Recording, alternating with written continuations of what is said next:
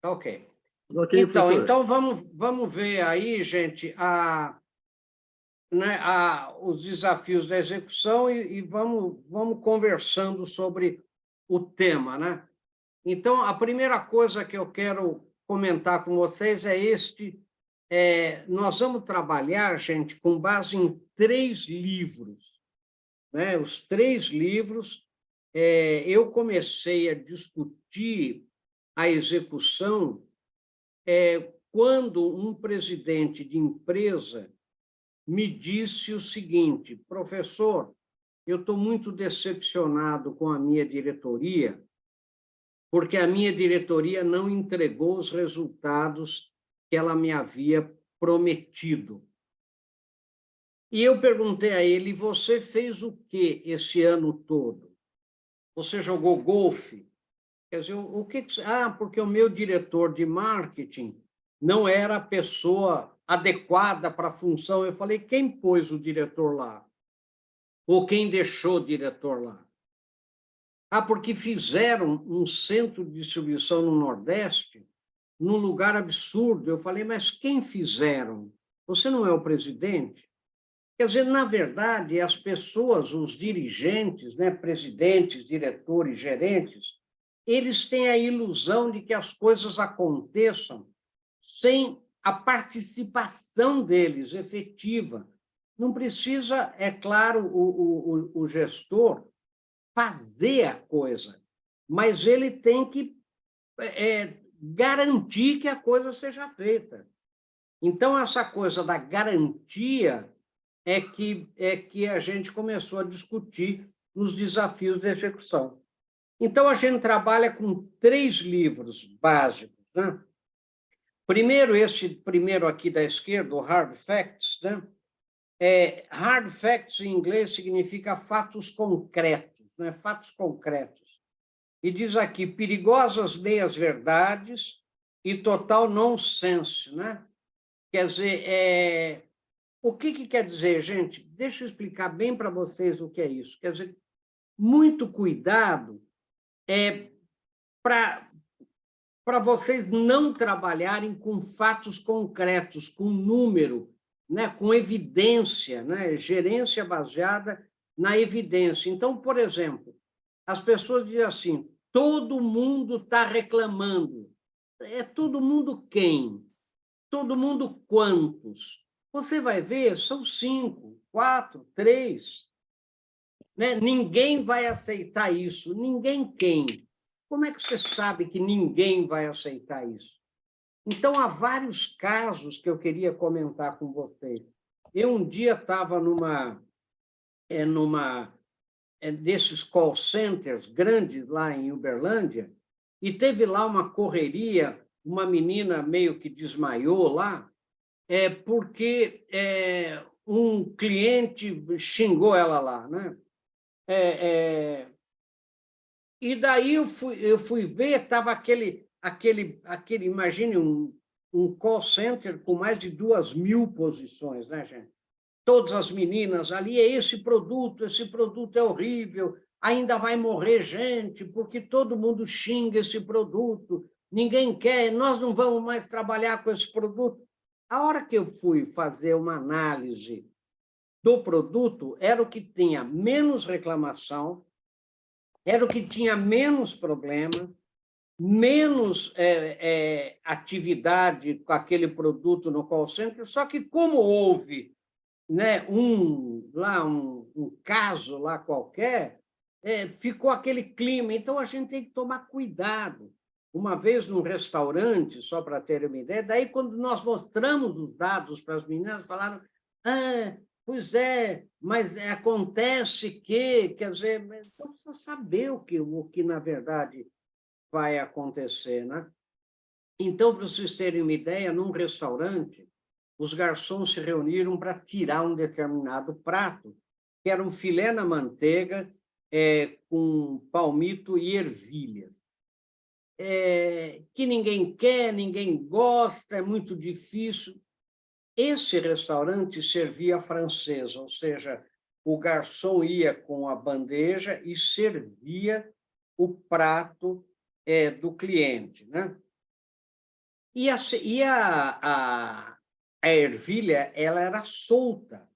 E o garçom, na hora de servir, equilibrando o prato aqui, né, com o cliente, aquela ervilha escorregava, aquela ervilha... E aconteceu um caso da ervilha cair dentro, né, do seio de uma mulher, e, enfim, aconteceu de cair no meio da mesa, e eles falaram que ninguém gostava daquele prato. A hora que nós fomos ver, a hora que eu fui trabalhar com fatos concretos, era o prato mais pedido, mais elogiado. O prato era perfeito. O problema estava onde, gente? O garçom, a dificuldade de servir. Daí cheguei, aquela ervilha solta. Daí eu cheguei para os garçons e falei, gente, agora a última moda é ervilha torta. Ervilha torta é ervilha no bago, né? O que vocês acham se a gente trocar essa ervilha, se a gente mantiver o prato e trocar essa ervilha solta por uma ervilha no bago, ervilha torta?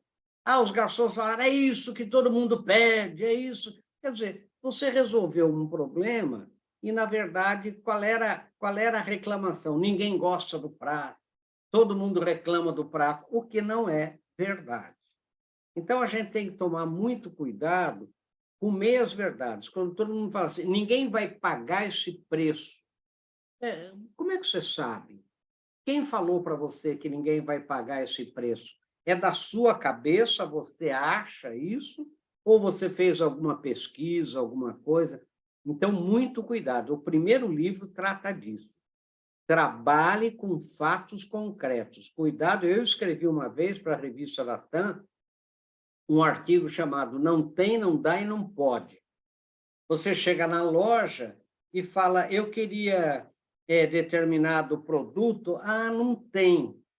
Daí você fala, mas eu estou vendo ali na prateleira, lá em cima, parece que tem esse produto. Ela fala, ah, tem que pegar a escada, então eu vou subir lá para pegar. Quer dizer, não é que não tem, é que dá trabalho pegar a escada e alcançar a prateleira lá.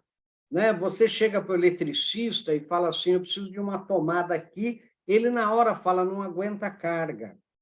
Eu falo, mas como que não? Se aqui é trifásico, qual é o... Por que não aguenta a carga? Né? Daí ele fala, sabe o que que é? É que então tem que subir no forro. Quer dizer, não é que não aguenta a carga, ele vai ter que subir no forro. Então, o que eu quero dizer para vocês, você fala uma coisa na sua empresa, o contador, o jurídico, sei lá, fala, a lei não permite isso. Quer dizer, mas como que a lei não permite se tal empresa faz, tal... Ah, é que eu não entendo muito de legislação trabalhista, então vou ter que estudar. Quer dizer, não é que a lei não permite, é que ele vai ter que estudar. Então, muito cuidado, gente, quando falarem para você, tudo isso é parte do desafio da execução. Muito cuidado quando falarem para você não tem, não dá e não pode. Você aperte que tem, dá e pode. Né? Então, essa é a primeira coisa. O livro do meio, do Hartman, Ruthless Execution, é o seguinte, é execução sem dó, quer dizer, tem que executar. O negócio não é o que líderes fazem de verdade nas suas companhias. Quer dizer, a verdade é que se você não for duro na execução, porque a gente gosta muito de planejar, os planejamentos, e nós temos ainda um problema no Brasil, né? Podem reparar que quando a gente faz um planejamento, a gente acredita que o problema esteja resolvido. Né? Já repararam isso? A gente fala, e tal problema? Não, isso já está resolvido. A gente já encomendou um projeto. Não está resolvido, a gente encomendou um projeto. Então a gente já muda para outro problema. Quer dizer, e aquele a gente encomendou o projeto e ele cai no esquecimento. Então, executar é fundamental. E o livro mais conhecido, que é esse da direita, Execução, né, do Larry Bossidy e do Ram Charan, é o seguinte, quer dizer, o grande sucesso dos gestores e das empresas está na execução. Quer dizer, empresas de sucesso são aquelas que cuidam da execução, que não caem naquela falsa ideia de que você planejou, você combinou, está resolvido. Né? Então, essa que é né, os 3 livros. Né? Daí, quando você entra no site nosso, no Marins com BR, você vai ver lá uma coisa interessante, né? Você vai ver, né, que você veja, 19.862 pessoas já votaram, né? Qual o maior problema você vê ou sente na sua empresa? Olha lá, há uma grande incoerência entre o discurso e a prática, em primeiro lugar, com 36%.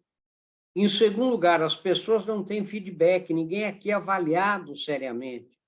Primeiro, essa incoerência entre o discurso, o cliente está em primeiro lugar, aqui não se transige com a qualidade, e, na verdade, não é nada disso que acontece. Quer dizer, as pessoas não têm feedback, ninguém aqui é avaliado seriamente, com 23%. Em segundo lugar, e nós fazemos 20 pesquisas antes dessa com 100 alternativas, hein, gente? Todas aqui são relevantes, porque sobraram de 100. Então, vejam aí, né? As pessoas não têm feedback, você não sabe, ninguém aqui é avaliado. Olha, em terceiro lugar, falta execução, as coisas simplesmente não acontecem. E falta foco, ninguém sabe direito o que fazer.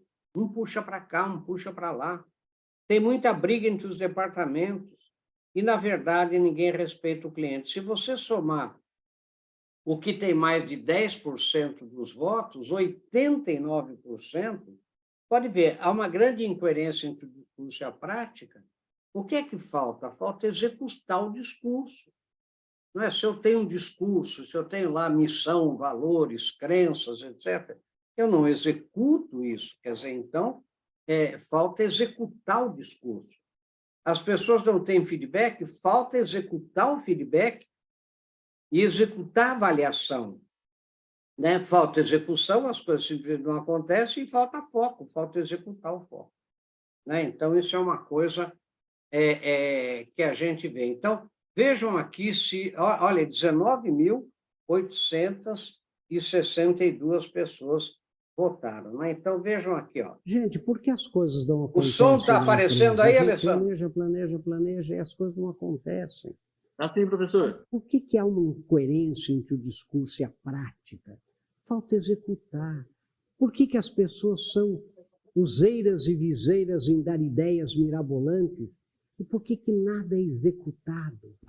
Por que é tão charmoso a gente fazer reuniões de planejamento estratégico e chega na hora de executar, ninguém executa, ninguém põe a mão na massa, ninguém arregaça as mangas? Por que a gente faz budgets de orçamentos maravilhosos e depois passa o ano de execução justificando porque não cumpriu? Gente, pare com isso. Pare de dar ideias mirabolantes, né? Em vez de pensar grande, só pensar grande, faça certo, cuide do agora, faça, execute. Pense nisso, sucesso. Então, gente, vamos então lá para os desafios da execução, né? Com base nos 3 livros lá que eu já vi. Então, prestem bem atenção aí. As empresas, na verdade, elas têm missão, crenças e valores, políticas, etc. Quase toda empresa tem. A dificuldade, gente, é transformar esses conceitos abstratos, que é a missão da empresa, nossas crenças e valores, nossas políticas, em fatos concretos, ou seja, a dificuldade nossa é executar a missão, executar nossas crenças e valores, executar nossas políticas. Não é? Quer dizer, é isso que é a dificuldade nossa, é realmente essa. Não é? Então, é isso que nós temos que ver. Mais difícil ainda, gente, é avaliar as pessoas que trabalham com a gente e dar feedback com base na execução, e não com base no marketing que elas fazem, no marketing interno, deixa comigo, né? Eu sempre brinco isso, quer dizer, né, a pessoa, em toda reunião, ela fala, não, deixa comigo, eu faço, você vai ver, ela não faz, vai ver, fica para depois, sabe? Ninguém acompanha, ninguém está atrás, né? Você tem que estar chuchando a pessoa o tempo inteiro para ela fazer, para ela dar feedback, né? Manda um negócio lá, né, para Garruchos, lá para o Adelar, né? No dia seguinte, você fala, mandou? Não, eu vou mandar. Não, mas você mandou? Não, eu estou mandando. Mas né, quando que você vai mandar? Quer dizer, entendeu? Quer dizer, a pessoa não fala, você tem que estar em cima, sabe? A pessoa não dá feedback. E outra coisa, e tal coisa, já aconteceu ou não aconteceu? Não, estou vendo, mas está vendo quando? Quer dizer, então, essa é a grande dificuldade mesmo. Então, dar coerência ao discurso e à prática da execução é um grande desafio, é um enorme desafio mesmo, gente. Então, olha aqui, ó, planejamentos estratégicos, assim como orçamentos, né, os famosos budgets, são elaborados, né? A gente faz orçamento, né? E às vezes não é aquele orçamento da empresa, né? Não é o orçamento global de uma pequena empresa, uma média empresa, nem sempre tem orçamento, e às vezes não precisa ter mesmo, né? Mas a gente fez um orçamento de uma coisa, de uma obra, de uma coisa qualquer, né? A dificuldade recai em como executar aquilo com qualidade, velocidade e coerência. Quer dizer, você faz o orçamento, depois ninguém cumpre aquele orçamento. Nem o prestador de serviço, nem você vai atrás daquela coisa para saber se foi executado mesmo, né, com velocidade e coerência. E olha aqui, os orçamentos são elaborados e passam-se boa parte do ano de execução justificando-se o seu não cumprimento. Isso é quando é o orçamento da empresa, sabe? A gente faz o orçamento no ano da execução, você faz o orçamento no ano anterior, no ano da execução, eu vejo isso em toda grande empresa, né? Só justifica, não deu para cumprir por causa da pandemia, não deu para cumprir por causa disso, não deu para cumprir por causa daquilo, né? E olha aqui, as metas são colocadas abaixo do real potencial pelos níveis de execução e, às vezes, acima da realidade atingível pelos níveis estratégicos. Deixa eu explicar o que é isso. Eu vou fazer o orçamento da minha... É uma empresa aí grande, vamos chamar, né? Uma empresa grande. A empresa pede às filiais que determinem quanto elas podem vender. Vou dar esse exemplo.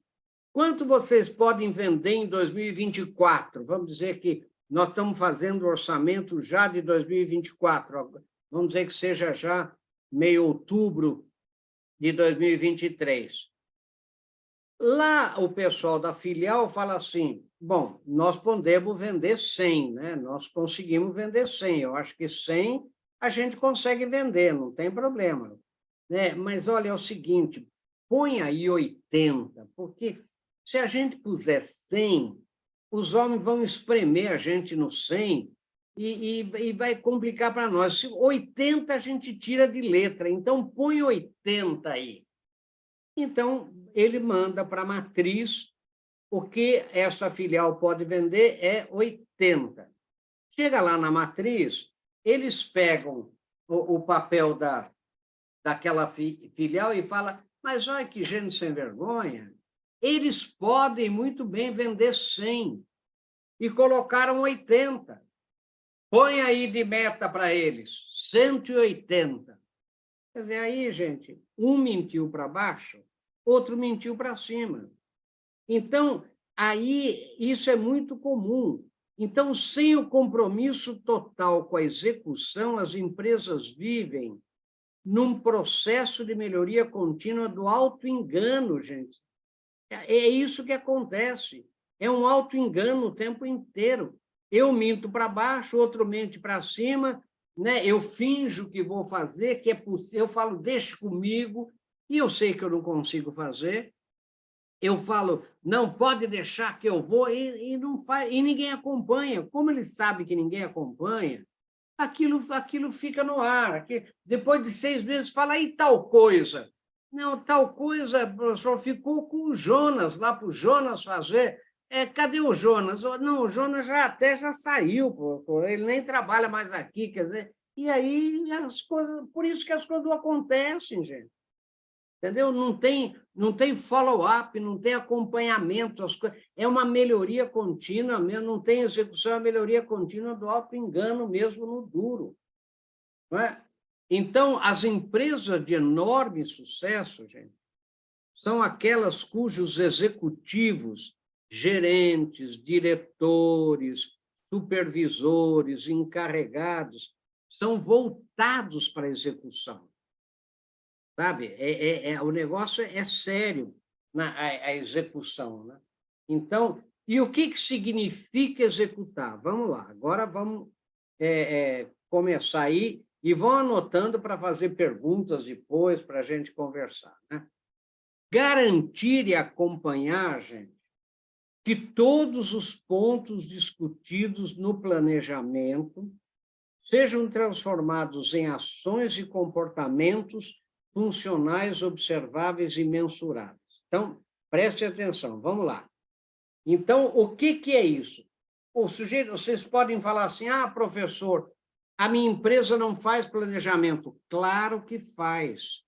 Pode não fazer um planejamento estratégico grande, macro, mas quando você reúne com 2, 3 pessoas e fala, vamos fazer alguma coisa, aquilo é um planejamento. Entenderam o que eu quero dizer? Quer dizer, não precisa ser o planejamento estratégico. Todos os pontos que foi discutido naquilo que você planejou fazer sejam transformados em ações concretas, comportamento. Sabe o que é comportamento funcional, observável e mensurável? É diferente de atitude. Isso eu explico em todos os cursos meus, que eu acho que é um dos maiores problemas que nós temos no Brasil. A palavra inglesa behavior, né, que significa comportamento, em inglês significa uma coisa que você pode medir, fotografar. Por isso que chama tecnicamente uma coisa funcional, observável, quer dizer, você pode ver, fotografar, e medir, mensurável. A diferença entre comportamento e atitude é a seguinte: atitude eu não posso medir, comportamento eu posso medir, eu posso verificar. Então, vou dar um exemplo. Alegria é uma atitude. Eu não posso medir a sua alegria. Eu posso medir o comportamento seu que faz a expressão da alegria, que é o sorriso. Então, sorrir é comportamento. Alegria é atitude. E nós, no Brasil, trabalhamos muito só com atitude e achamos que estamos trabalhando com comportamento. Então, eu digo para você, faça o melhor que puder. Ora, gente, o que é melhor que puder? Você pode medir o melhor que puder? Né? Faça isso rápido, mas você não deu um prazo. Faça o mais rápido que puder. Você não deu um prazo. Você não deu um prazo. Né? Você tem que fazer isso rapidamente, mas rapidamente significa o que para mim? O que significa rapidamente para você? Então, a gente trabalha muito com atitude. Então, eu digo para você assim, olha, mande isso voando lá para tal lugar. Quer dizer, o que é mandar voando, gente? Pela Azul? É pela Gol? O que é? Quer dizer, quando os executivos brasileiros, os chefes, vamos chamar assim, dão ordem muito atitudinais e pouco comportamentais. O exemplo que eu canso de dar é o seguinte: eu falo para minha secretária, você vai ser recepcionista desse evento. atenda todo mundo com lianeza de trato, cortesia, simpatia, muita educação, muita motivação, muita alegria, bem para cima, e ela fica lá, atendendo as pessoas. De repente, o chefe dela, vejo que vocês de um curso chegam e ela não ficou em pé, não disse bom dia, boa tarde, não ofereceu café, não indicou os sanitários, não pediu para sentar e não me chamou imediatamente para eu receber vocês. Ora,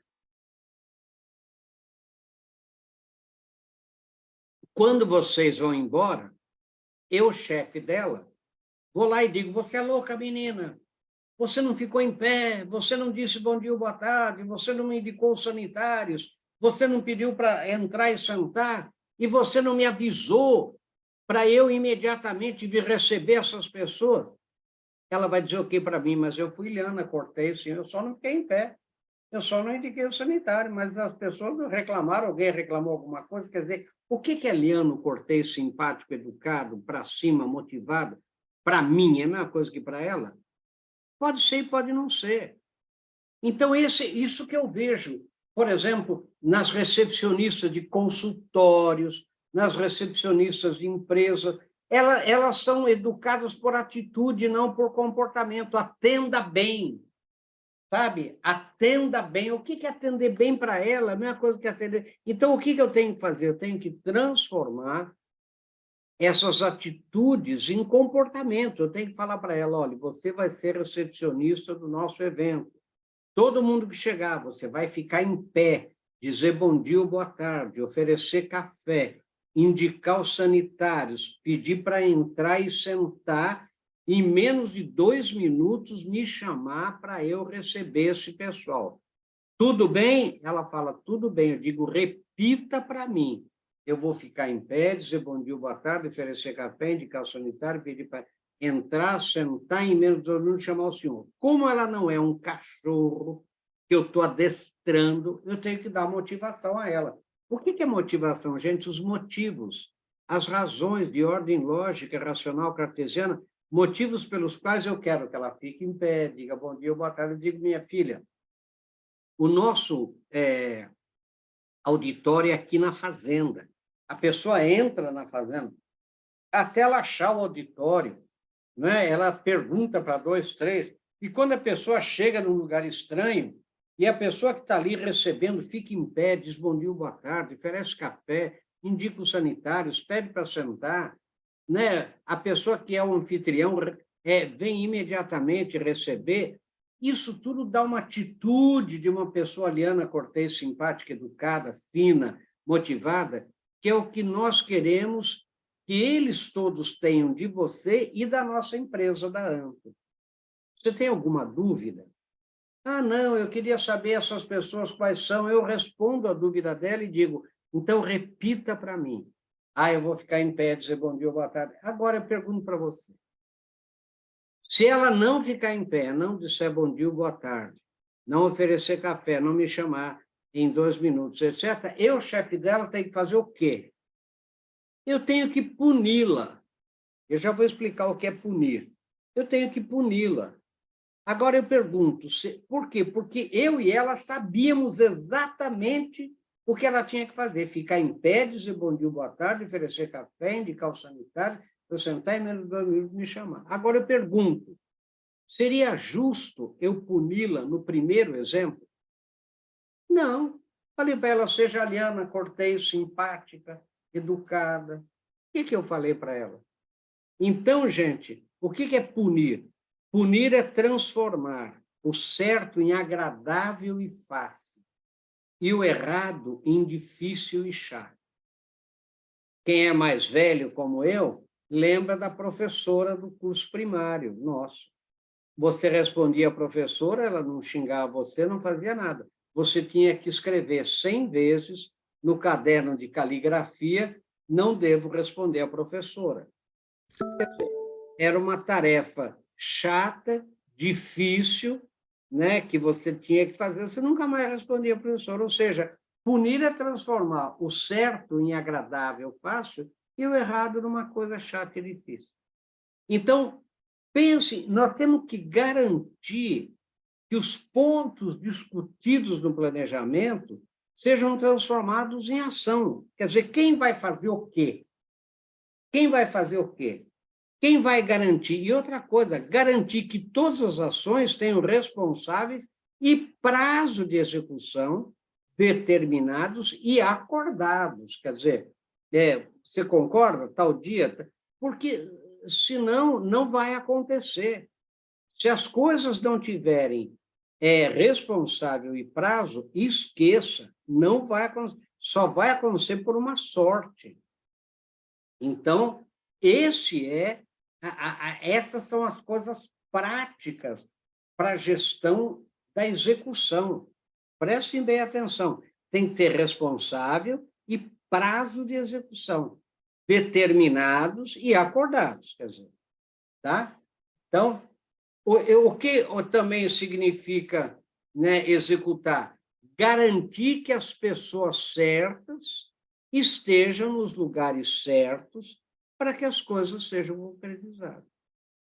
Né?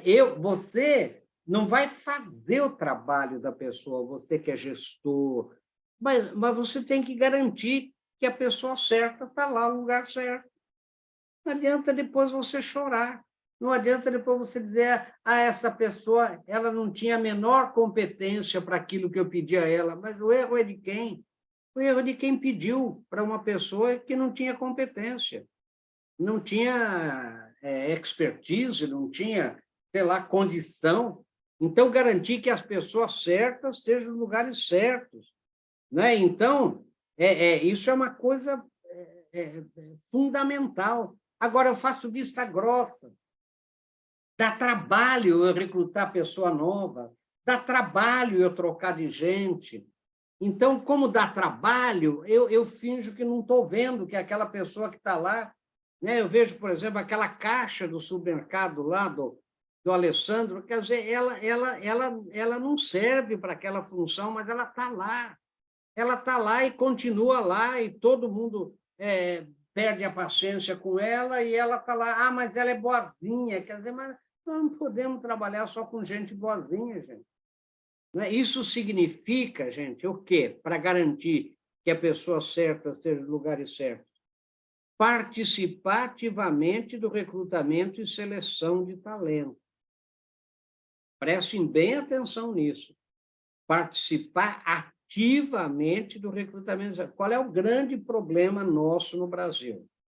É que a gente delega totalmente o recrutamento e seleção para o RH, em alguma empresa grande, ou a gente só recruta quando falta. Nós não temos um banco de reserva, nós não temos um banco de gente, sabe? Para que, quando falte alguém, eu já tenha algumas pessoas que eu entrevistei, algumas pessoas que eu conheço, não. Daí eu vou colocar um tijolinho no jornal ou vou contratar uma empresa de recrutamento e seleção, e essa empresa, eu digo a ela quase nada, eu digo a ela, eu quero uma pessoa boa, uma pessoa que não falte, uma pessoa de boa aparência, uma pessoa honesta, quer dizer, olha, gente, deixa eu falar uma coisa para vocês, em filosofia, uma coisa é considerada absurda quando o seu oposto radical é absurdo. Eu pergunto para vocês, eu poderia pedir para alguém, eu quero uma pessoa que falte muito, que seja feia como uma noite, né? que roube, que seja desonesta. Gente, quando eu digo para uma pessoa de recrutamento e seleção que era uma pessoa boa, honesta, que não falte, o que eu estou dizendo? Não estou dizendo nada. Né? Eu converso muito com as empresas de recrutamento e seleção, elas ficam desesperadas, elas falam, professor, olha o que eles pediram, honesta, boa aparência, quer dizer, aí, né, quando muito que tem alguma experiência, não sei o quê, daí vem para você selecionar, vem aquela fila de gente, você olha e vê que é um pior que o outro, você vai selecionar o menos ruim, ou a menos ruim, e daí você vai investir, você vai treinar? Não, gente, as empresas de sucesso que executam, pode ser pequeno, mas estão permanentemente recrutando. Veja, grandes empresas como a Ambev, Vale do Rio Doce, faz programa de treinamento, estão permanentemente recrutando. Gente, você vai num nós todos, numa empresa, temos que ser recrutador. Recrutar é achar, é encontrar. Isso que é recrutar. Depois que você achou, recrutou, você vai selecionar aqueles que você achou e recrutou. Né? E depois você vai contratar e vai treinar, vai formar aquela pessoa. Então, e depois você vai tentar reter as pessoas boas. Ó, então, gente, o grande problema, se você vai num supermercado, por exemplo, lá do Alessandro, e veja uma menina no caixa que seja, né, um azougue, a menina é boa, a menina você vê que ela tem iniciativa, todo mundo gosta dela, ela está ali. Você tem que chegar para ela e falar, filha, não pense mal de mim, mas me dê seu telefone, eu vou tentar roubar ela do Alessandro. Ora, mas eu não preciso agora dessa pessoa, você não precisa, você tem que ter um banco de reserva. Imagine um jogo de seleção que não tenha banco de reserva. Não é verdade? Quer dizer, nós não temos banco de gente. A hora que falta, a gente vai atrás, com raras exceções, é claro. Então, a gente tem que estar permanentemente recrutando, permanentemente. E se você, de uma empresa maior, se você encontrar uma pessoa boa numa festa, num casamento, certo? Leve o nome dela, sabe, para o RH. Sabe, e o RH tem que entrevistar essa pessoa. Tem vaga agora? Não, nós não temos vaga, mas agora nós não temos, mas nós queremos manter você aqui, né? Queremos ter a sua ficha aqui, queremos ter o seu nome, queremos ter você. Sabe, quer dizer, você já faz uma pré-seleção. Então, precisa participar do recrutamento e seleção de talentos todo mundo, senão não vai dar. Como é que você vai ter gente certa no lugar certo? Participar ativamente no processo de formação, do treinamento. Não é delegado. Olha, se você é o gestor da área, quem tem que dizer para a pessoa o que quer é você. Não adianta. Por que a gente não participa nem do recrutamento, nem da seleção, nem do treinamento? Para poder culpar o RH. Daí a gente fala, olha que desgraça, mais uma desgraça que o RH me manda. Né? Quer dizer, então, a verdade é essa. Participativamente no processo de avaliação. Nós temos que avaliar pessoa por pessoa. Eu vou mostrar para vocês como é que nós fazemos. Né? Avaliar as pessoas, dizer a elas, você é bom nisso, você é ruim nisso, o que eu quero de você é isso. Né? Fazer isso. Garantir, gente, que as recompensas, bônus, promoções, sejam dadas em função da execução e não do marketing pessoal que aquela pessoa faça. Então, entendam isso daqui. Olha aqui, ó. Muita gente me diz, socorro, professor, não encontro gente boa. Mas onde você vai encontrar? Me responda, gente boa, excelente, está empregada ou desempregada? A maioria está empregada. Então, você tem que melhorar o seu sistema de recrutamento, de encontrar, de achar.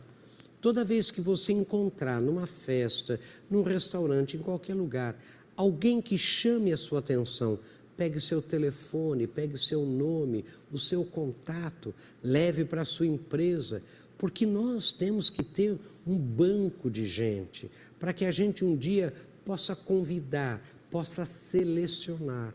Mas a gente é muito ruim no recrutamento, é muito ruim em encontrar. A gente põe um tijolinho no jornal e espera que essas pessoas venham. E daí a gente culpa ou o RH ou a empresa terceirizada que a gente contratou. Mas, meu querido, você tem que participar. A responsabilidade de achar gente excelente, nunca se esqueça, é sua. Pode ter ajuda de muita gente, mas não exclua você da responsabilidade total de encontrar gente excelente, porque só com gente excelente você vai crescer, a sua empresa vai ter sucesso. Pense nisso, querido, sucesso.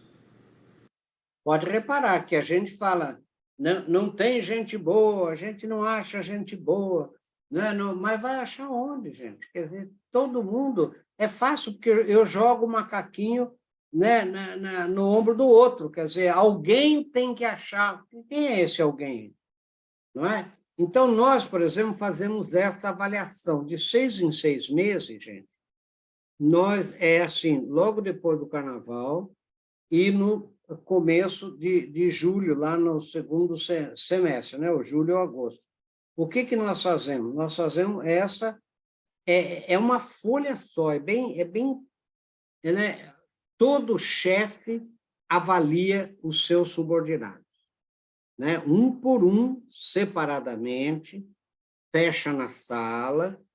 Primeiro ele preenche isso aqui, ó, e não pode passar de uma folha assim, porque como são 2 vezes por ano, não precisa complicar, não. Então, aqui, eu peço para o chefe escrever o nome do funcionário completo, né? Por que eu peço? Porque, numa empresa, aquela pessoa trabalha com a gente, eu chamo de Zezinho, chamo de Pelé, chamo de... Eu não sei o nome, né, muitas vezes. Então, eu tenho que aprender o nome. Qual é a função dele na carteira? Ele foi contratado para quê? Qual é o salário atual dele? O chefe é que tem que preencher isso daqui. Porque eu sei mais ou menos o salário, mas acontece que eu não sei direito, porque teve dissídio coletivo, teve isso, teve aquilo, né? E eu perdi, não sei mais. E ele é funcionário desde quando? Quando é que ele entrou na empresa? Por quê? Porque é claro, gente, que eu vou avaliar uma pessoa diferentemente se ela tiver 6 meses de empresa ou 6 anos de empresa, né? E aqui, nessas linhas só, ele vai escrever quais são os pontos frágeis daquele subordinado dele, daquele liderado dele. Ou seja, ele é ruim no quê? Quais são os pontos frágeis? E daí, ele vai escrever aqui quais são os pontos fortes. E aqui ele vai escrever o que eu quero desse funcionário até a próxima avaliação, no próximo semestre. Olha aqui, ó, né? Eu assino aqui como avaliador e o colaborador também assina e coloca a data aqui. Agora, então, eu vou dar um exemplo para vocês aí, né? Um gerente de vendas, por exemplo, né? Quanto ele ganha, como é o nome dele, quais são os pontos frágeis? Ele sai pouco com os vendedores a campo, né? Ele, sei lá, ele não entrega os relatórios de viagem, sei lá, se ele viaja, né, em dia para a administração. E aqui eu coloco ele não faz muito bem planejamento, aqui eu coloco os pontos frágeis dele. Em compensação, ele defende a marca, ele conhece bem os produtos, ele lidera bem a equipe, né? E tem que ser nesta ordem aqui, já vou explicar por quê. E aqui eu coloco o que é que eu quero que ele faça, que é bem concreto, bem comportamental, né? Até a próxima avaliação. Na próxima avaliação, eu vou pegar este papel e, com ele, vou ver se ele fez tudo isso aqui. E vou acompanhando isso aqui durante os 6 meses. Então, se eu quero que ele faça um curso de administração do tempo, porque ele é meio confuso no tempo, eu vou, com ele, escolher esse curso. Ou alguém, ou RH, ou alguém, se a empresa é maior, vai junto com ele escolher o curso, né? E quem vai pagar, se ele paga metade, eu pago metade, como que é que vai ser? Sabe, o que eu quero que ele faça?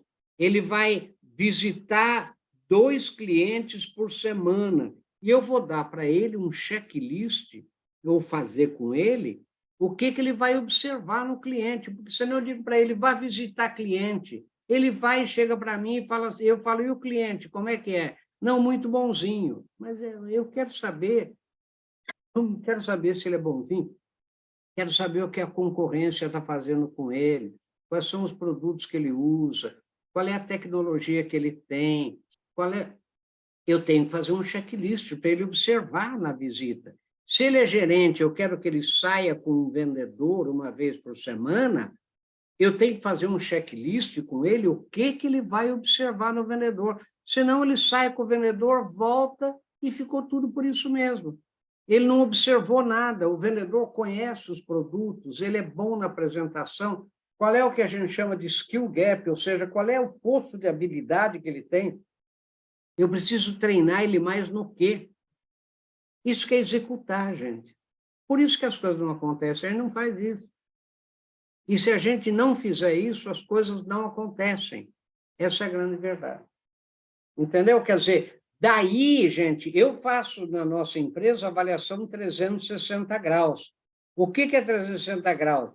Eu dou um papel deste para o meu subordinado e ele vai me dizer quais os meus pontos fracos e meus pontos fortes e o que ele espera de mim para que ele cumpra o que eu preciso dele. Não é basismo caótico, né? O senhor é muito bravo. O senhor... Não, eu quero que ele me diga o que ele precisa de mim para eu ajudá-lo a cumprir as metas dele, cumprir o que a empresa precisa dele. Não é o que a gente chama de basismo caótico. Basismo caótico é preso eleger o carcereiro, não dá certo. Né? Então, isso que eu quero chamar a atenção de vocês. Por que tem que ser nesta ordem? Primeiro os fracos, depois os fortes. Porque nós geralmente fazemos ao contrário. Nós falamos assim, você é ótimo, você é isso, você é uma maravilha, você quer dizer, eu coloco você lá em cima, daí eu dou uma paulada em você, digo, mas você não faz isso, você não... Quer dizer, você... Se eu digo primeiro que você, eu dou seus pontos fortes e depois os fracos, você sai defensivo. Você sai dizendo também com o salário que eu ganho, também com as condições que eu tenho, também. E tem que fazer ao contrário, tem que dizer, olha, na minha opinião, você é ruim nisso, você precisa melhorar nisso. Depois que eu falei tudo que é ruim, o que é frágil ou fraco, eu vou dizer para ele, em compensação, você é bom nisso, você é bom naquilo, você é bom naquilo. Quer dizer, a pessoa sai daquela entrevista, vamos dizer, de avaliação, né, para cima. Né? Eu odeio o pecado e amo o pecador, é isso que eu tenho que fazer. Entenderam? Quer dizer, aí, eu vou mandar para vocês no grupo, né, do WhatsApp, esse formulário aqui para vocês quiserem usar, né, imprimir em PDF para vocês usarem e imprimir. Né? Anotem aí alguma dúvida, se vocês tiverem, e eu faço isso. Olha aí. Muita gente me pergunta como fazer com que os colaboradores participem mais dos programas, projetos, cursos da empresa. Eu quero dizer uma coisa, gente. As chefias, elas têm que aprender a dar o prestígio da sua presença, da sua participação. Chefes não vão a treinamentos, não vão a eventos, não participam, não dão o prestígio da sua presença e quem foi se sente desprestigiado. Quantos cursos a gente vai, quantas conferências a gente participa em que as pessoas dizem fulano devia estar aqui, ele precisava estar aqui, mas ele nunca está.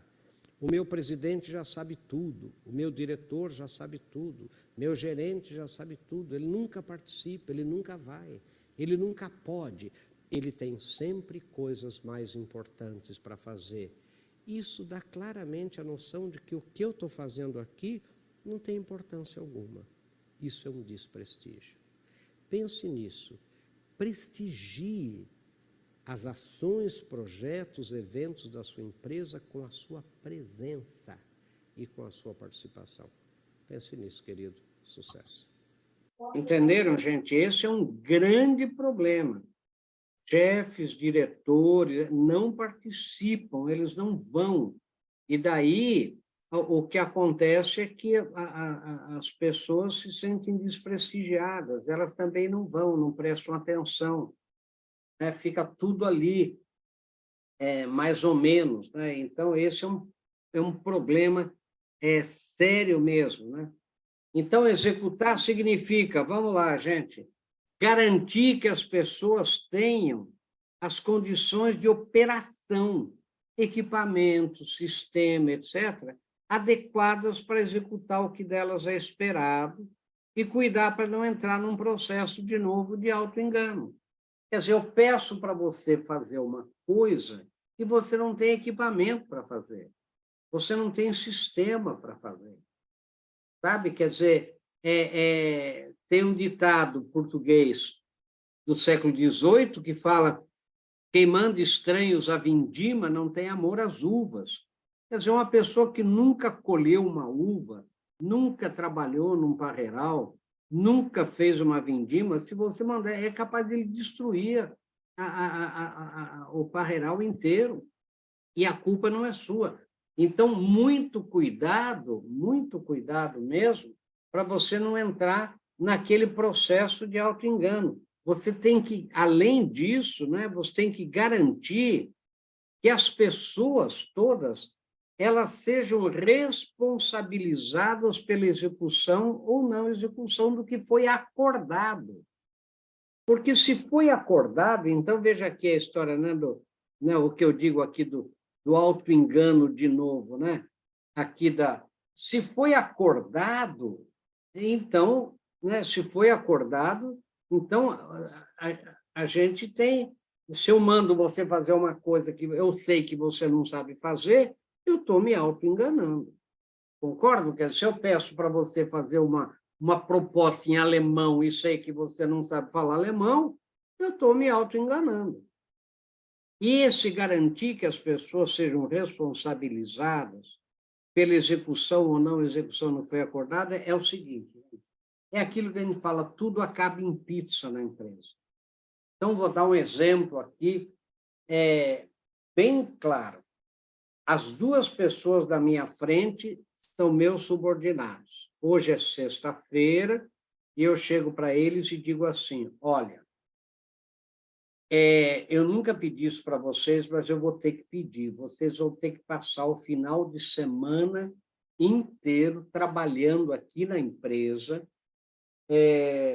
fazendo aquele relatório para o BNDES, ou sei lá, para o banco, né, que era só lá para setembro e ele quer agora para comecinho, para o final de junho. Então, não tem jeito, vocês vão ter aviso em casa, eu peço desculpa já, vocês vão ter que trabalhar sábado e domingo, porque, olha, o trabalho é grande e depende de vocês dois, vocês sabem disso. Uma parte do relatório é sua, outra parte é dele, e depende de vocês dois. Tudo bem com vocês? Olha, deixa eu falar, segunda-feira, às 10 horas da manhã, eu preciso que vocês me entreguem a parte de vocês. Tudo bem com vocês? Tudo bem. E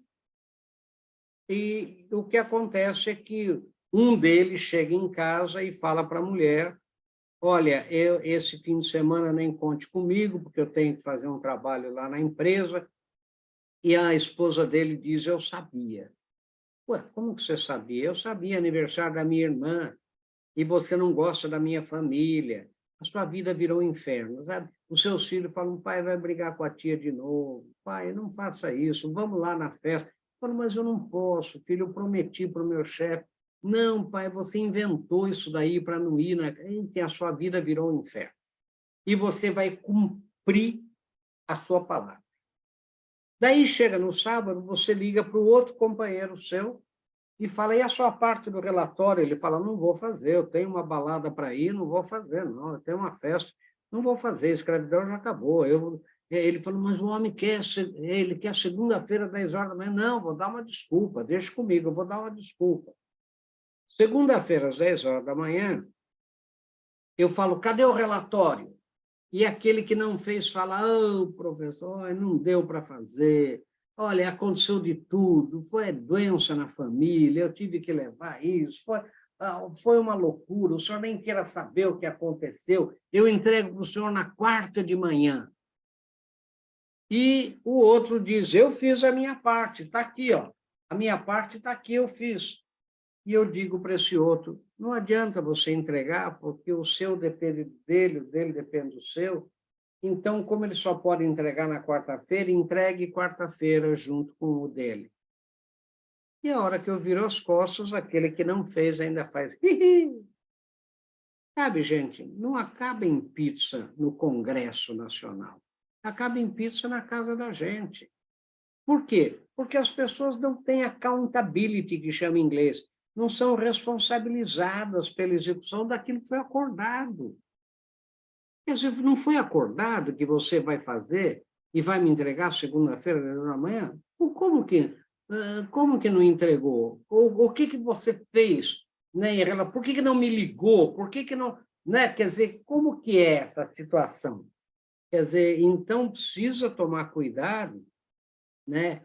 Então, o Isamitiba, né, aquele famoso médico, psiquiatra de família, né, ele dizia assim, para grupo de mães, né, e pais, né, eu dou dinheiro para o meu filho da pré-escola comprar lanche na pré-escola e ele volta da pré-escola com um álbum de figurinhas. E eu, pai, ajudo o menino a colar as figurinhas no álbum. E ele pergunta, o que é que eu estou ensinando para o meu filho? E os pais não sabem dizer o que é. Ele falou, eu estou ensinando desvio de verba. O problema, ele falou, o álbum era da Mônica, o álbum era de criança, não tem problema, mas o dinheiro foi dado para comprar lanche, não foi para comprar álbum de figurinha. E acaba e fica tudo por isso mesmo. Então, a gente educa desde criança, né, uma criança, né, de que tanto faz. Você fala, faça isso, mas eu achei melhor fazer aquilo, eu faço aquilo. Não é? Então, daí, isso repercute lá na empresa, lá na frente. Né? Então, tem que garantir que as pessoas tenham... Alguma coisa tem que acontecer. Né?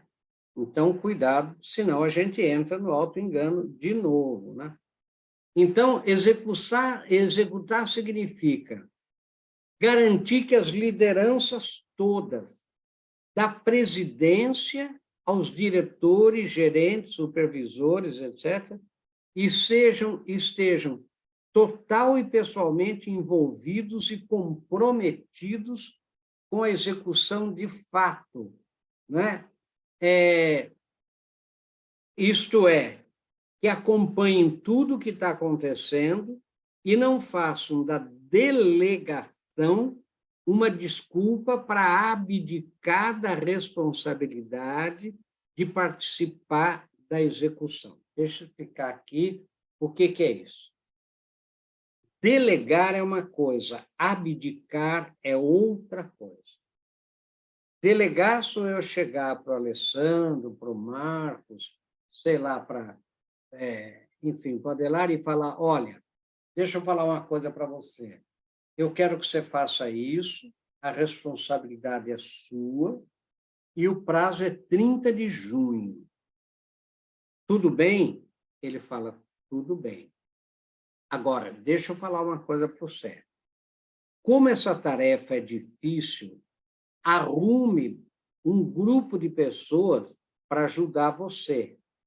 E outra coisa, qualquer dúvida que você tenha, você me ligue, me mande um WhatsApp, você me ligue. Agora, olha, a responsabilidade é sua e o prazo é 30 de junho. Olha, vamos fazer até uma coisa melhor. Eu vejo que toda terça-feira você está por aqui. Então, em pé mesmo, né?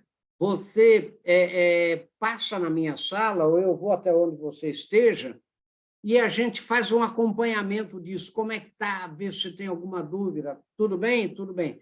Mas a responsabilidade é sua e o prazo é 30 de junho.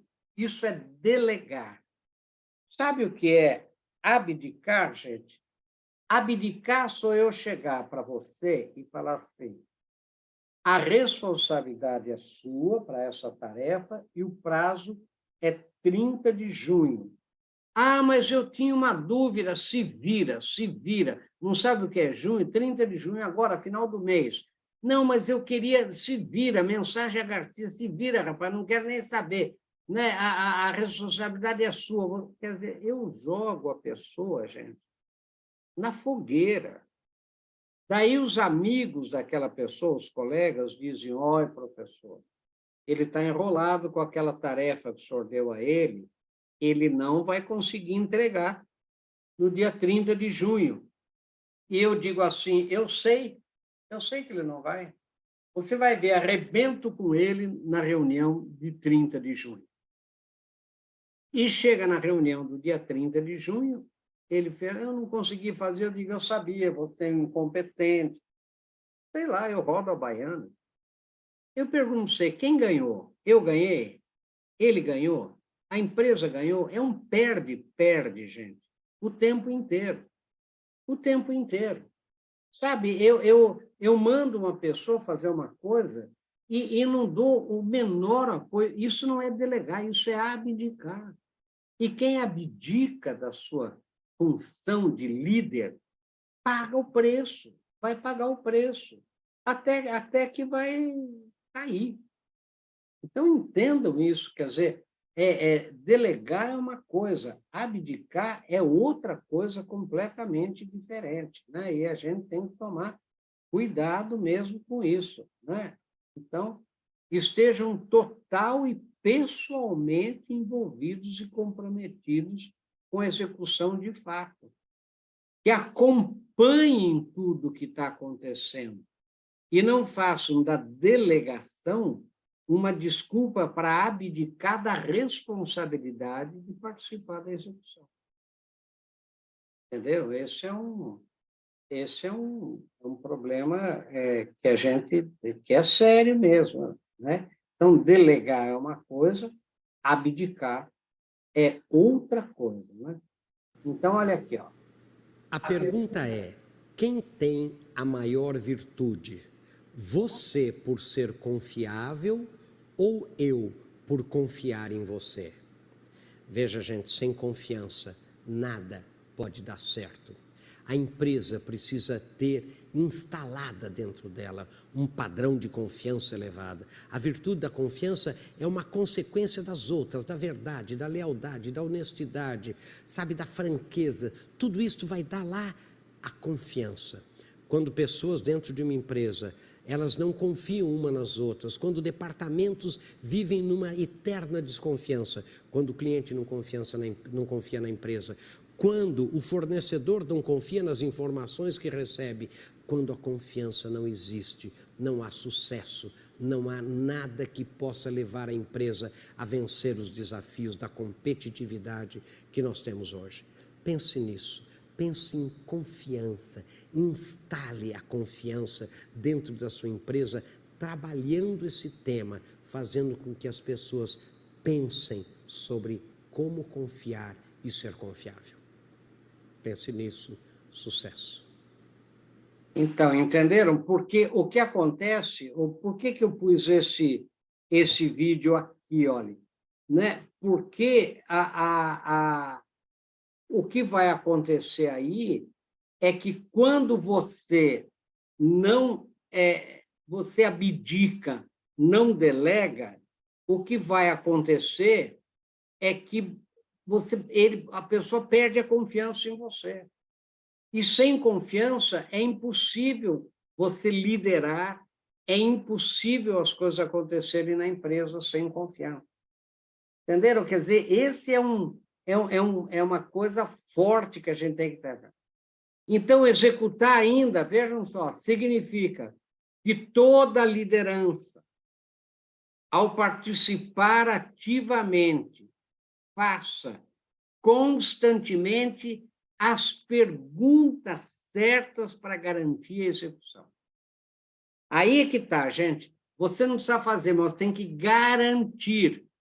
E você vai garantir que jeito? Fazendo as perguntas certas. Por exemplo, como que a gente vai atingir essa meta? Ah, porque nós vamos conseguir vender tanto. Como que você vai conseguir vender tanto? Explique para mim. Ah, porque daí a gente pega um dinheiro, quer dizer, de onde virão esses recursos? Que dinheiro é esse? Onde que você vai achar esse dinheiro? Quem vai fazer? Ah, porque a gente fica sabendo quanto a concorrência vendeu ou comprou. Quem vai fazer essa pesquisa para sabermos a posição dos nossos concorrentes? Entenderam? Quer dizer, tem que fazer as perguntas certas para garantir a execução. Os clientes estão dispostos a pagar por isso? Não, daí a gente aumenta 20%, mas os clientes estão dispostos a pagar por isso? Como que você sabe? Nós temos suporte necessário para fazer isso que você está falando que vai fazer? Quem é o nosso suporte? Onde que nós vamos conseguir?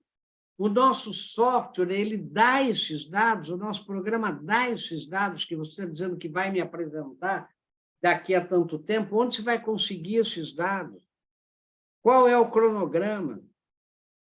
Senão a coisa não vai acontecer, gente. Pode parecer chato, mas a coisa não vai acontecer. Você não precisa isso no dia a dia. As pessoas vão se acostumando a trabalhar com você de tal medo que não, eles não enrolem mais. Olha aqui, ó. Quer ver? Deixa eu mostrar. Ó, não engolir enrolado quando uma proposta ou ideia parecer não fazer sentido completo, checando todas as possibilidades antes de decidir ou autorizar. Sabe, essa coisa que a pessoa, eu chamo do elo perdido, sabe o elo perdido? Nós vamos fazer isso. Você fala, entendi. Daí nós vamos fazer aquilo. Fala, entendi, entendi. Daí nós vamos fazer aquilo lá. Fala, também entendi. Daí a gente aumenta a venda em 20%. Eu digo, mas, ô, querido, eu só não entendi como que daqui para lá aumenta a venda em 20%. E aí você tem que tomar cuidado e fugir como o diabo da cruz quando essa pessoa disser para você, deixe comigo. Ora, se ele não é capaz de dizer para você como ele vai conseguir, como deixe com ele? Como deixe com ele? Você deixa com o diabo e não deixa com ele, porque não vai acontecer. Entendeu? Quer dizer, como que a gente vai fazer? Não, deixe comigo. Não, deixe comigo não. Eu quero saber como é que você vai fazer. Quem vai fazer com você? Como, sabe, porque daí você educa a sua empresa a não vir com enrolação em cima de você. Porque muita gente vem com, e sabe, vai empurrando com a barriga, daí não deu, daí porque a pandemia, porque daí, sabe o que aconteceu? Aconteceu que... Então, muito cuidado. Então, não engolir enrolado, sabe? E ter a coragem de dizer várias vezes, você que é líder, eu não sei. Você diz eu não sei. Porque vem o subordinado e fala, tal coisa assim, o senhor sabe? Não, isso eu não sei. Ué, mas o senhor não é o gerente? Eu sou, mas não sei. Ué, mas o senhor não acha que deveria saber? Eu até posso achar que eu deveria saber, mas eu não sei. Tem que ter coragem de dizer eu não sei. E tem que ter a coragem de dizer assim, eu não entendi. Porque a pessoa vem com aquela proposta meio enrolada, meio mirabolante, e fala, olha, dá para você repetir para mim, porque eu não entendi. Daí, o seu subordinado, né, que quer manipular, às vezes, você, faz... É duro explicar as coisas para o senhor, você fala, eu sou difícil de entender, só que eu preciso entender, eu não entendi. Dá para você repetir para mim? Quer dizer, aí tem que ter coragem como chefe de falar, eu não sei, eu não entendi. Né? Eu me lembro do comandante Rolinda, eu sempre digo que o sucesso do comandante Rolinda, a TAM antiga, né, é que ele só tinha segundo ano do ginásio, né, de formação, ele não era um erudito, não tinha. Né? Então, a gente trabalhava com ele para ele fazer as perguntas certas. Né? E eu ensinei uma vez ele a falar assim, olha, eu sou uma mula contemplando uma catedral que é você. Falar para um subordinado, só que você tem que explicar para mim, porque a mulinha aqui, se não entender, não vai autorizar. Né? Então, porque as pessoas vêm, o pessoal ele falava, o pessoal do CPD, né, que é o pessoal de TI hoje, vinha tudo falando inglês com ele, né, e enrolava ele, então o senhor assina aqui, ele fala, não, eu preciso entender, se eu não entender, daí eles E eu falei, comandante, tudo pode ser falado em português, né? Tudo pode ser explicado, mesmo que seja usando uma palavra em inglês, né? Tudo pode ser explicado, o que é feedback, por exemplo, né? O que é approach, por exemplo, né? Fácil de explicar, né? Então, tem que dizer, eu não sei, eu não entendi. E, às vezes, as coisas não acontecem porque a pessoa deu uma enrolada e você disse que entendeu, né? E aí, então, tem que ter coragem para dizer, eu não sei, eu não entendi. Então, executar significa, resumindo, definir, difundir a todo momento, gente, o foco da atividade. Qual é o foco? Porque as pessoas têm muita facilidade de perder o foco. Um puxa para lá, um puxa para cá, um puxa para lá, e perde o foco. Né? E envolver-se em todos os passos da execução, garantindo que todas as pessoas saibam exatamente qual é e estejam comprometidas com o foco. Porque, então, eu sempre digo que, às vezes, o gestor ele tem que deambular, né, andar pela sua empresa, conversando, será que com a pessoa, o que você está fazendo? Será que o que aquela pessoa está fazendo, o que ela deveria estar fazendo, será que ela não perdeu o foco? Será que ela não está fazendo um monte de coisa que não precisava fazer? E o que precisava fazer não está fazendo? Só o total conhecimento e comprometimento com o foco, gente, garante a execução. Isso é uma coisa, né, séria, fundamental e muito séria mesmo. Olha aqui, ó. Quais são os 3 focos essenciais de um líder? Primeiro, gente, ele tem que se conhecer, sabe? Ele tem que ter um foco interno, quer dizer, ele tem que saber do que ele é capaz, no que ele é bom, no que ele não é, e ter uma autoestima elevada no sentido de acreditar nas suas intuições.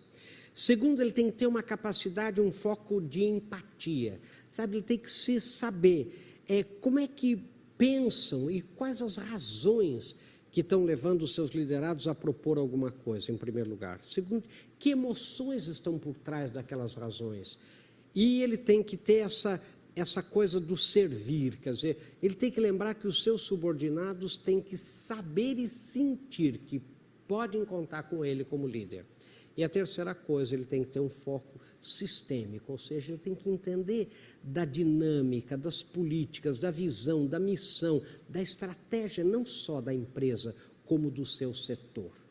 Com esses 3 focos, interno, empático e externo, um líder será sucesso. Pense nisso, querido, sucesso. Então, esses são os 3 focos do líder. Como foco importante, tem outro vídeo aqui. Gente, meu conselho é muito simples, não perca o seu foco. Nós estamos vivendo uma época de muita turbulência, sabe? Gente, é produto novo, é tecnologia chegando a cada dia, são as reformas, as políticas, as denúncias, olha, tudo ao mesmo tempo, para distrair, para roubar, sabe, a atenção da gente, roubar o foco da gente. Agora, não se esqueça, no fim do mês, você vai ter que pagar suas contas. Você, para pagar suas contas, tem que estar empregado. Para você estar empregado, a sua empresa tem que estar sadia, tem que estar forte. Para que a sua empresa esteja forte, ela tem que ter produtos e serviços de qualidade e se relacionar muito bem com o cliente. Então, gente, não perca o seu foco. Não perca o foco no seu desenvolvimento pessoal e profissional. Sabe, participe, sabe, seja um cidadão responsável, mas não perca o seu foco, aquilo que só depende de você. E foco não é exclusão, é onde você vai despender de 70% a 80% da sua energia, que é tempo, dinheiro, dedicação, preocupação, etc. Não perca o seu foco. Pense nisso, sucesso. Gente, mais um aqui, ó. Gente, é preciso ter foco no essencial. Quantas vezes você está se sentindo usado, utilizado, você perdeu o foco, você, na verdade, perdeu o pé, né? Você entrou naquele tsunami, naquela onda grande, você não sabe mais, você não acha mais o pé. Por quê, gente? Porque você não decidiu claramente qual é o essencial na sua vida e não deu foco naquele essencial. E você tem que ser capaz, não é fácil, ninguém diz que é fácil. Você tem que ser capaz de dizer não para tudo aquilo que tira você do essencial, do foco, daquilo para onde você quer chegar, atalhos que tiram você do caminho, que desviam você de onde você quer chegar. Pense nisso. Pense primeiro, o que é essencial para você? Segundo, você tem a vida alicerçada em valores e princípios elevados? Terceiro, você dá foco no essencial? Pense nisso. Sucesso. Muito bem, gente. Esta foi a aula de hoje. Então, vamos agora fazer um debate aqui, né? Perguntem aí o que vocês querem perguntar. Eu queria também informar vocês que, se vocês apertarem a tecla do espaço aqui no Zoom, ele abre o microfone. Então, é só vocês terem que falar apertando a tecla de espaço. Quando vocês desapertarem, o microfone muda de novo. Então, quem quiser fazer assim, fique à vontade aí. E vamos lá. Alguma pergunta aí? Nada? Uma pergunta meio boba. Por que ela estava pontos frágeis, não pontos fracos, que é o mais comum? Eu fiquei curioso com isso. Não, a gente chama... porque, às vezes, os pontos... não há uma fragilidade na pessoa, não é uma fraqueza da pessoa. Né? São pontos mais frágeis que ela pode... que você pode... Como eu falei, aquele skill gap, que chama. Skill em inglês é habilidade, né? Gap é fosso, né? Então, às vezes, você tem uma fragilidade em alguma coisa que eu posso, né, fazer uma ponte por cima desse buraco aí e ajudar você.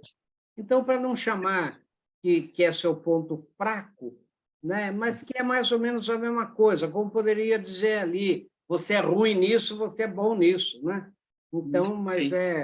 são as fragilidades que a gente vai desenvolvendo, né, durante o trabalho, e que você está ali, na verdade, a avaliação é para você ajudar a pessoa, não é para você criticar só a pessoa, né?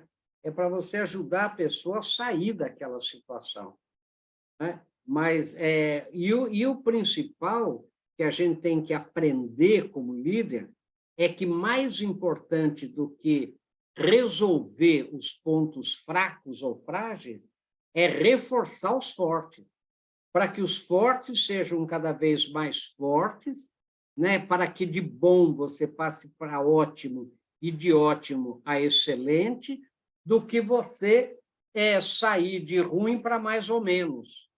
Entendeu? Quer dizer, essa é uma coisa que a liderança tem que entender. Eu sempre conto, né, que meus filhos, por exemplo, eu sempre coloquei em reforço, em aula particular, do que eles eram ruins, né, matérias que eles eram ruins, que é para passar de ano. E eu sempre coloquei em reforço, em aula particular, do que eles eram bons. E os diretores não entendiam, diretor de escola, mas ele é bom, ele só tira 10. Eu falo, justamente, eu quero que de bom ele passe para ótimo, de ótimo a excelente. Senão ele vai ficar mais ou menos em tudo. Né? Eu tenho que fazer um esforço porque eu sei que há pessoas que não adianta, ela tem aquela dificuldade dela, agora ela tem os pontos fortes que eu vou trabalhar os fortes. Então, quando Eisenhower, por exemplo, foi presidente dos Estados Unidos, general da Segunda Guerra, né? Ele diz, líder é aquele que consegue fazer com que as pessoas façam o que mais gostam de fazer ou querem fazer. Né? Pode parecer uma definição meio louca, mas o que ele diz? O líder é aquele que conhece tanto os seus liderados, sabe os pontos fracos e fortes, e ele usa os fortes.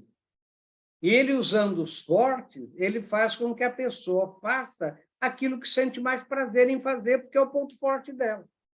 Em vez de eu ficar punindo a pessoa, pedindo só em cima do ponto fraco dela. Essa é uma coisa interessante. Por isso que aquele formuláriozinho fala frágeis e fortes. Né? Sim. Mais algum aí, gente? Respondeu aí, Robson? Respondido. Digam lá.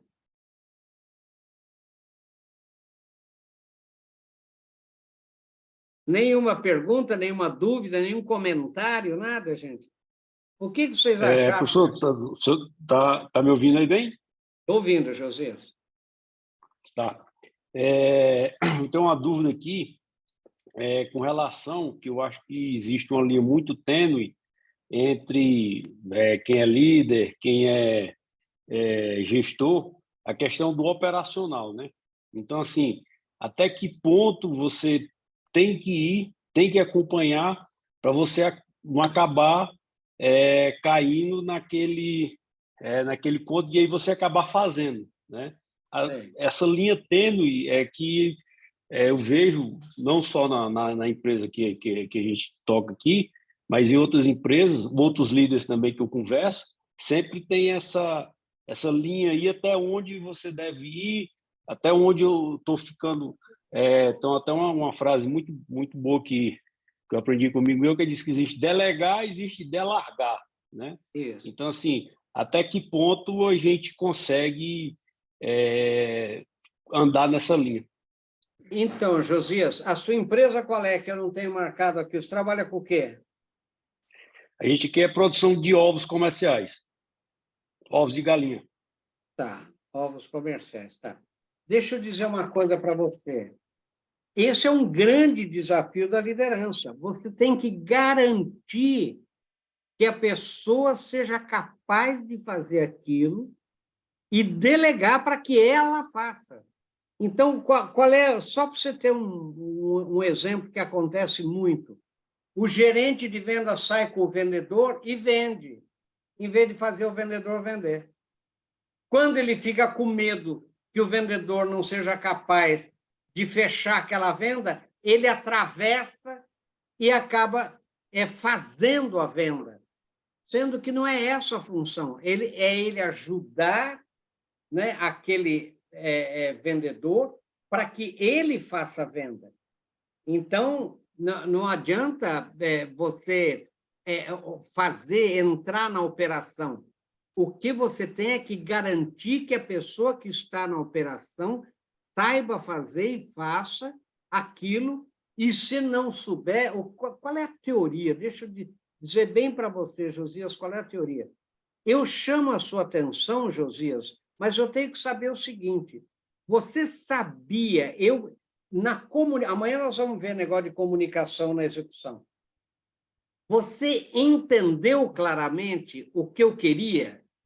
Qual era a sua missão, a sua tarefa? Você sabia claramente? Se não sabia, o erro é meu. Eu tenho que esclarecer melhor aquilo. Segunda pergunta, você tem as habilidades necessárias para fazer aquilo que eu estou esperando que você faça? Se não tem, o erro é meu, eu tenho que treinar você, eu tenho que dar essa habilidade a você. Terceira pergunta, você tem os equipamentos necessários, né, o sistema, sei lá, né, para fazer o que eu estou esperando de você? Quer dizer, quando você faz essas três análises, porque às vezes é mais fácil você que sabe fazer, porque você é o líder, já fazer, mas você não está formando a pessoa. Você vai ser eternamente um cara... Eu conheço muito líder que não pode tirar férias. Se eu tirar férias, a empresa fecha. A empresa para. Quer dizer, então você não é líder. Você é liderado seu mesmo, mas você não é líder. Então, embora seja muito tênue, como você diz, essa divisa, essa fronteira, o líder tem que ter claramente que dá mais trabalho ele formar aquele liderado para que ele execute do que ele executar. Dá mais trabalho formar. Então, às vezes, ele quer ele executar. Entendeu? Quer dizer, e ele não forma ninguém. Então, esse é o grande problema da liderança. E outra coisa, às vezes tem líderes que competem com os seus liderados, entendeu? Quer dizer, é claro que o liderado não vai fazer tão perfeitamente como ele é capaz de fazer. E se o liderado fizer tão bom como ele faz, daí ele começa a prejudicar o liderado, entendeu? Começa a queimar o liderado. Quer dizer, isso acontece muito, isso é muito comum. Né? Agora, por isso que a formação de líderes é uma coisa muito forte, é isso que nós vamos ver na aula que vem. Quer dizer, a liderança, quer dizer, a formação da liderança, né, para que você lembre que seria a mesma coisa, Josias, que eu, como professor, pegar a prova dos alunos e fazer as respostas para a prova. Porque é mais fácil eu que sei a resposta, fazer logo a resposta, do que ensinar, do que bater, do que falar. Porque, olha, o líder é aquele que se desafia para que o seu time atinja resultado. Não adianta ele desafiar só o time, é que nem professor. Não adianta, a coisa mais fácil minha é chamar todo mundo de burro, dar zero e reprovar. Eu tenho que perder sono, me desafiar para fazer aquele desgraçado aprender. Entendeu? Quer dizer, esse é o meu desafio. O que eu vou fazer? Esse é o desafio da liderança. Né? Então, você tem razão. Muito líder atropela e faz. Né? E daí e é claro, você sabe muito bem disso, Josias, como todos nós aqui sabemos. Quer dizer, o que acontece quando você tem um líder assim? O liderado larga o corpo. O liderado deixa que o líder faça. Sabe? Ele manipula o líder, ele fala, não sei fazer, faça aqui para mim, me ajude aqui, quer dizer, sabe? E o líder se sente todo com o ego inflado, né? O senhor que é bom, o senhor que sabe tudo, o senhor que não sei o quê, né? Venha fazer para mim, e ele vai e faz. Né? Quer dizer, então precisa tomar muito cuidado, né, com essa. Como você falou, mas é uma fronteira tênue mesmo. Obrigado, professor.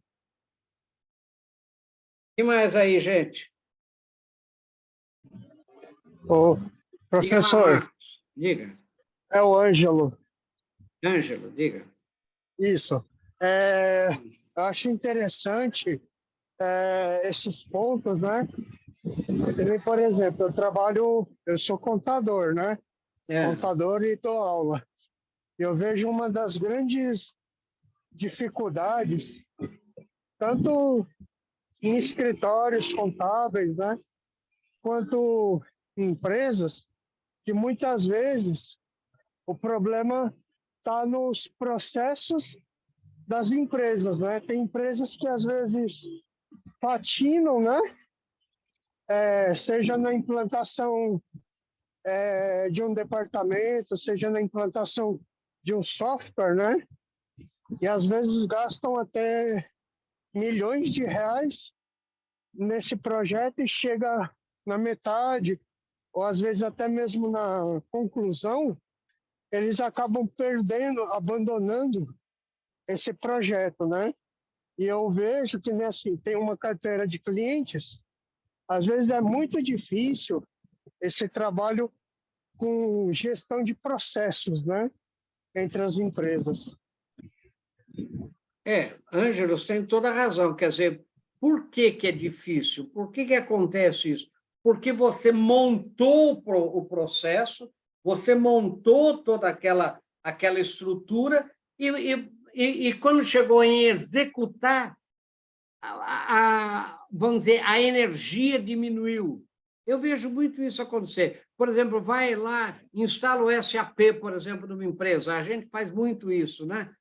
Trabalha com instalações de SAP depois que está instalado, né? e a gente vai lá, não deu certo o centro de serviços compartilhados. Por quê? Porque se instalou tudo, mas daí, na hora de executar, na verdade, não, a minha parte está pronta. Quer dizer, não está pronto quando está tudo funcionando redondo. Senão não está pronto. É esse que é o desafio da execução. Sabe, a gente faz um... Não, mas está tudo lá escrito, está tudo lá determinado, está tudo lá nos procedimentos, mas está tudo lá, mas ninguém leu. Está tudo lá, mas ninguém executa. Está tudo lá, mas ninguém faz. Então, não adianta estar tudo lá. É a mesma coisa que falar, está planejado. Agora, eu vou contar uma história para você. Eu fui numa faculdade de engenharia, que teve um grupo gestor para construir o campus dessa faculdade de engenharia. E eu fui dar aula inaugural. E não tinha, no auditório, nenhuma tomada. Não tinha tomada para ligar um... Eu falei assim, gente, não é...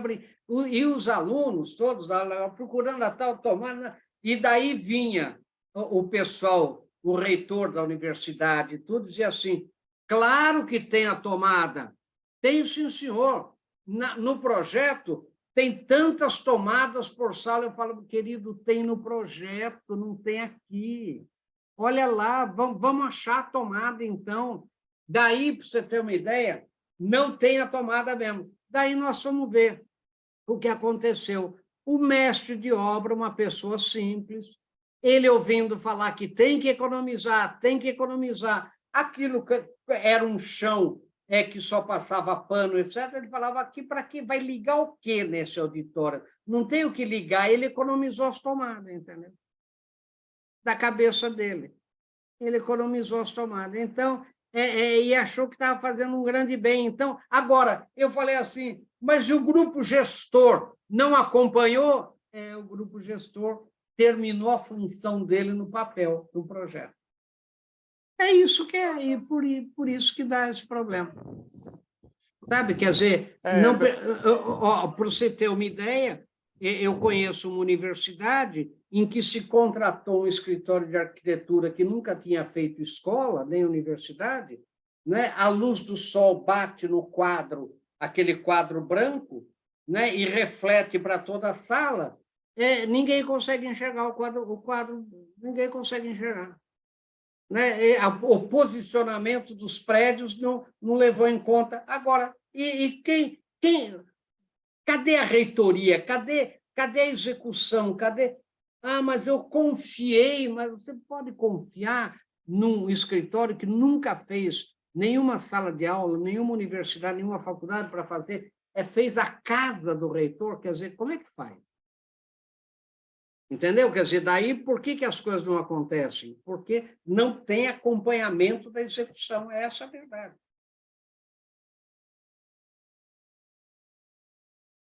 Diga, Marcos. Marcos queria falar alguma coisa, Marcos? Não, só achei interessante uma colocação do senhor, que o senhor colocou ali entre o líder deixar e finalizar tudo para, de repente, o liderado chegar e deixar toda a vida o fechamento para o líder só. Então, a gente tem que tomar cuidado nisso. Achei muito interessante essa colocação, porque se a gente for pegar tudo e aí fazer o fechamento de tudo, acaba puxando toda a responsabilidade somente para o líder. Então, uma colocação interessante que eu achei. Não, e é isso mesmo. Você quer ver outra coisa que o líder tem que tomar muito cuidado? Nós vamos ver isso na aula de amanhã. Com entulhamento. O que é entulhamento? De repente, você tem alguém na sua equipe que faz tudo e faz tudo bem feito. Você vai dando mais coisa para ele, mais coisa para ele, mais coisa. Você vai entulhando essa pessoa de coisa até que ela entre em burnout, até que ela entre em estresse, até que rompe, né, com aquela pessoa. Quer dizer, e ela, como ela é um pouco perfeccionista, ela vai pegando. Ela fala, não, eu faço sim. Você pede, não, eu faço, eu dou um jeito. Quer dizer, mas não consegue fazer tudo. Uma pessoa não consegue. E ela, justamente, ela é boa porque ela tinha uma autoestima elevada, porque tudo que ela fazia, fazia bem feito, era elogiado, a autoestima dela é aumentada, de repente ela começa a errar. Por que ela começa a errar? Porque ela está entulhada de coisa, ela não suporta tanta carga, e ela começa a errar. E, de repente, os casos que eu conheço é assim, essa pessoa chega para o gestor e diz, olha, eu vou sair, eu vou dar um tempo, até por problema de saúde. Né? Que é isso, mas justo você é o meu braço direito, você é meu braço direito e meu braço esquerdo. Pois é, você ficou maneta, perdeu o braço direito e o braço esquerdo. Por quê? Porque você entulhou demais, você trabalhou, é mais fácil você trabalhar. E os outros colegas até gostam, deixa ela que pegue, ele faz, ele sabe fazer, ele faz melhor, e vai entulhando as pessoas boas. E quem poupa os maus, ofende os bons. Daí você cria um sistema de injustiça muito sério na empresa. Mais alguma? Marcos Chatac, diga lá. Ó, tá sem som, Marcos. Aperta a barra de espaço. Aí. Não, é isso aí mesmo que a gente estava comentando. Acaba, no final, o liderado fazendo até uma parte e aí empurrando a coisa para que desvia dele e a gente acaba absorvendo isso aí. Então, é uma coisa que eu vejo que a gente tem que ter muito cuidado nesse ponto. Aí me chamou bastante atenção. É isso mesmo. Agora, tem o Marcos Chatac que também quer falar. Marcos, diga lá, é outro Marcos. Diga lá, Marcos. Quer falar alguma coisa, Marcos? Tá sem som. Aí, agora abriu. Não, tá sem som. Marcos está sem som, não dá para ouvir. Não está dando, não.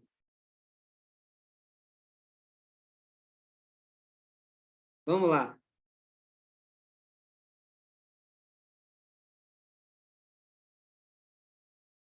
Não dá, Marcos, não dá. Não está dando, não. Tem mais alguém aí, gente? Marcos, não dá para ouvir você, não. Mais alguém aí, gente? Então, amanhã, nós vamos trabalhar de uma forma bastante sobre a liderança do ponto de vista da execução, né? Na formação desse líder para a execução, né? Mas eu espero, e nós vamos fazer amanhã também, se preparem, porque nós vamos fazer um trabalho em grupo de vocês, né? Para darem uma discutidinha onde pega, né? Eu vou fazer esse tipo de enquete também com vocês, onde que pega na liderança a gente executar, quer dizer, porque não é executar no sentido aqui dos desafios da execução, não é você fazer, é você garantir que as coisas sejam feitas. Esse que é o papel da liderança. Entendeu? É você garantir isso, você ter sistemas que você garanta que isso Conseguiu aí, Marcos? Nada aí, não.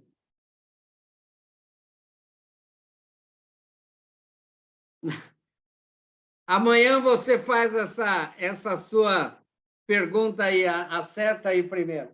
Tá bom, gente? Um abraço para vocês, 9h10. Amanhã, às 7h15, eu abro a sala de novo e a gente vai trabalhar fortemente sobre liderança. Tá bom? Um abraço, boa noite. Abraço, Agora, o Jaelson, tome um bom vinho, porque eu vou tomar também um bom vinho. O Jaelson, né? Ele já está tomando vinho. O Jaelson não é brincadeira. Né? Aí é que está, né? O Jael, só para vocês saberem, se vocês precisarem de um nefrologista, assim, de primeiríssima mesmo, aqui na região de Sorocaba ou fora, está aqui o doutor Jaelson Guilhem Gomes. né? E temos outra médica também aqui conosco, eu acho que ela até já saiu, é uma médica de Curitiba que também está sempre com a gente aqui. Um abraço, gente. Até amanhã e aguardem aí a gravação, né, de todos vocês aí. Um abraço. Estou saindo aqui. Um abraço, professor. Boa noite. Abração Boa para noite, todos. professor. Boa noite. Boa noite a todos. Boa noite.